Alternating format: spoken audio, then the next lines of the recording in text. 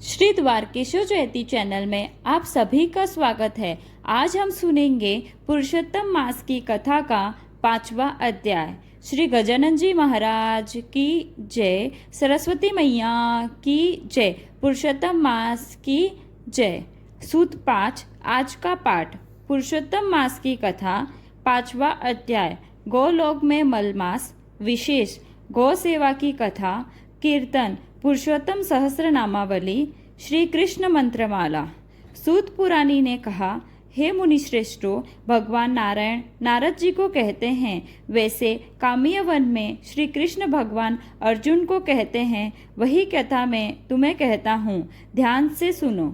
नारद उवाच, किमुवाच महाभाग, श्रुत्वा तद्वचन हरि शरणाग्रे निपतित मधिमासम तपोनिधे। नारद ने पूछा, हे महाभाग्यशाली, हे तप के भंडार श्री नारायण, श्री हरि ने मलमास के वचन सुने और वह बाद में भगवान के चरणों के आगे गिर गया। तब श्री प्रभु ने उसे क्या कहा था? मलमास के दुख निवारण के लिए भगवान विष्णु अपना वाहन गरुड़ को आज्ञा देते हैं और गरुड़ को विशाल पंख से बहे शीतल पवन से मलमास को होश में आ जाते हैं।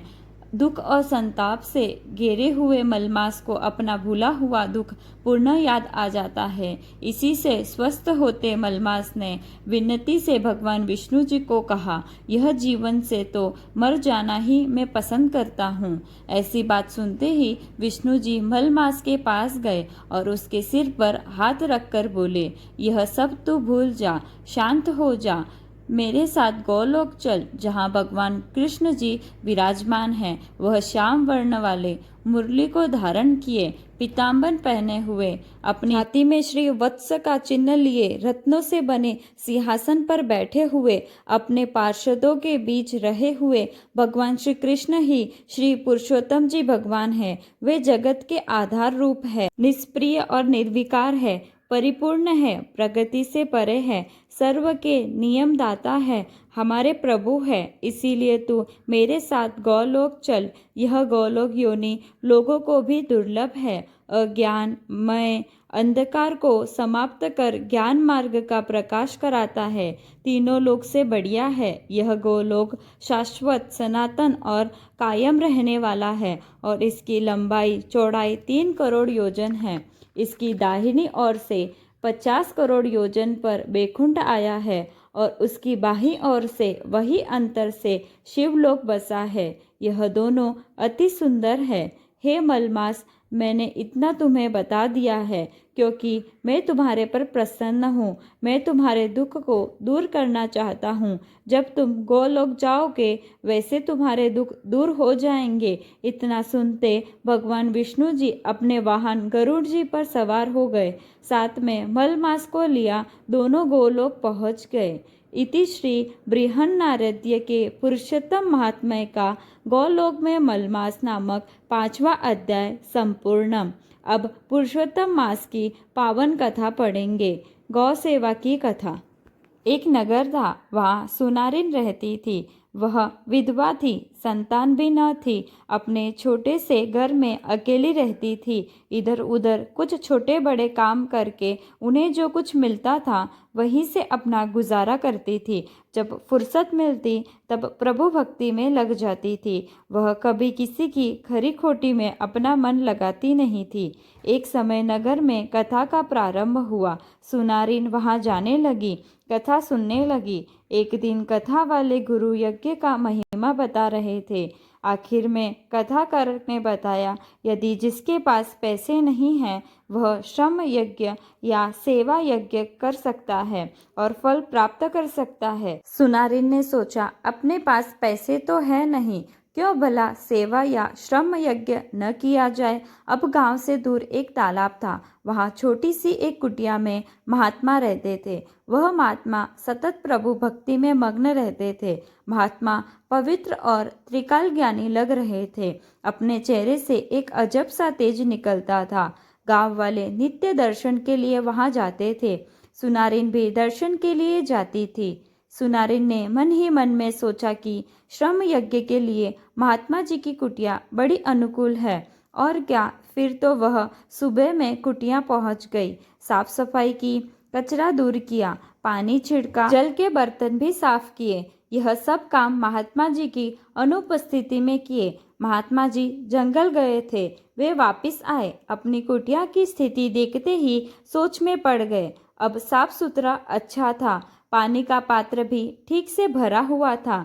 अब यह सुनारिन ने एक कर्म में बदल डाला। जैसे महात्मा जी जंगल जाते तब सुनारिन वहां आ जाती, सब काम संपूर्ण करके अपने घर चली जाती। महात्मा जी देखते खुश हो जाते थे, मन ही मन साफ करने वाले को आशीष देते थे। ऐसा रोजाना होने लगा। महात्मा जी सुबह सुबह जंगल जाते और सुनारिन सफाई कर जाती। लेकिन एक दिन महात्मा जी ने वहां छुप कर देखा। सुनारिन अपने समय पर आई और काम करने लगी। काम पूरा हुआ तब महात्मा ने उसे रोका और पूछा, तुम कौन हो और मेरी सेवा क्यों करती हो? सुनारिन ने अपना परिचय दिया और संकल्प बताया। महात्मा खुश हुए और बोले, हम तुम्हारे अच्छे काम से खुश हुए हैं। कल से पुरुषोत्तम मास शुरू होने जा रहा है। तुम अधिक मास का व्रत रखना और साथ में गाय की सेवा करना। तुम्हें हर रोज एक अश्वमेध यज्ञ का फल मिलेगा। इस तरह 1 मास तक करोगी तब तुम्हें गौ माता की सेवा का पुण्य मिलेगा। साथ साथ व्रत करने से 30 अश्वमेध का फल मिलेगा। सुनारिन खुश हुई, पूर्ण श्रद्धा के साथ व्रत शुरू किया। प्रातःकाल में वह नदी की ओर स्नान करने जाती। स्नान के बाद काठा गौरमा जी की पूजा करती, कथा सुनती और गौ को लीला घास डालती थी। भाल में तिलक लगाती थी। वह खुद एक समय का भोजन करती थी। यथाशक्ति ब्राह्मणों को दान देती थी। मास इस तरह समाप्त हुआ। आखिर में अपना व्रत मनाया। एक दिन वह सोच में पड़ गई, मैंने 30 दिन तक सब कुछ किया, क्या मुझे अश्वमेध यज्ञ का फल मिला होगा? अगर मिला है तो मैं कैसे जानूं? तब कुदरत का खेल हुआ। नगर का जो राजा था उसका पुत्र राजकुमार गर्मी से तंग आ गया था, मानो तंग हो गया था। वैसे तो वह युवा था, स्वरूपमान था, तंदुरुस्त था, मगर अपने शरीर की गर्मी की वजह से हैरान था, परेशान था। शरीर में ऐसी गर्मी उठती कि मानो बात ही नहीं, आग आग हो जाती थी, चैन भी खो डालता था। इधर राजा ने बड़े बड़े वेद हकीम को बताया था, जति यति को भी बताया, अनेक क्रिया कराई थी, मगर अच्छे फल नहीं मिले। नगर में जो कोई बताता वह राजा कर डालता, मगर परिणाम सदा शून्य था।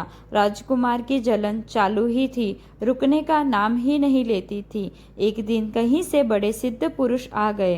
राजा ने अपनी सब समस्या बताई। सिद्ध पुरुष ने राजकुमार के मस्तिष्क रेखाएं देखते ही कहा, राजन, आपका राजकुमार मेरी कोई दवा से ठीक नहीं होगा, मंत्र तंत्र भी सफल नहीं होंगे, लेकिन कोई अपने 5 अश्वमेध यज्ञ का फल देता है तब राजकुमार की जलन दाह दूर हो सकेगी, क्योंकि आपका पुत्र अपने पूर्व जन्म के कोई श्राप से पीड़ित है और आपके यहाँ जन्म के साथ पीड़ा लेकर आया है। सिद्ध पुरुष ने रास्ता बताया और चल पड़े। राजा ने अपने मंत्री को बुलाया और कहा, अपने नगर में घोषणा की जाए कि कोई भी आदमी यदि अपने 5 अश्वमेध यज्ञ का दान देकर राजकुमार की पीड़ा दूर करता है तो उसे राजा जी की ओर से भारी इनाम दिया जाएगा। नगर में जगह जगह घोषणा की गई, मगर राजा के पास कोई नहीं आया। राजा रानी दुखी हुए, कोई मार्ग नजर आता नहीं था। यह बात सुनारिन के कान तक आ गई। अगर कोई 5 अश्वमेध यज्ञ का फल राजकुमार को देता है तो जलन दूर हो सकती है।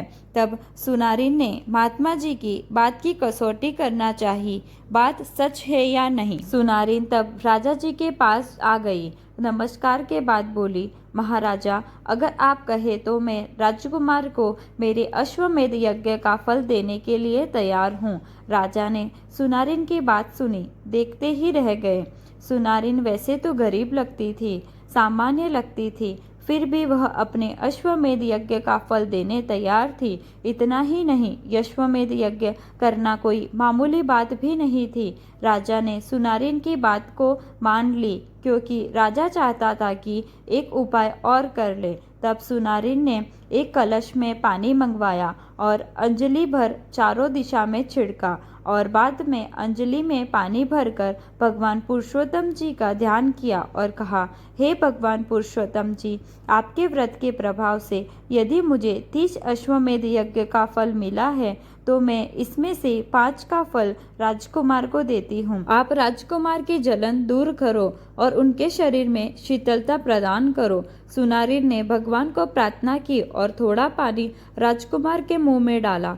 मानो थोड़ी देर बाद काम बन गया। राजकुमार के शरीर से जलन दाह दूर होने लगी और देखते ही देखते राजकुमार बराबर ठीक हो गया। राजा रानी ने देखा, दोनों की आंखें आंसू से भर गई। इधर राजकुमार खुद सुनारिन के पैरों में पड़ गया। राजा की रानी की आंखों में हैरत का भाव जागा। सोचने लगा, अभी कुछ समय पूर्व पुत्र अपने दर्द से उदास था, दुखी था और अब राजा भी थोड़ी देर बाद सुनारिन के पैरों पे पड़ गया।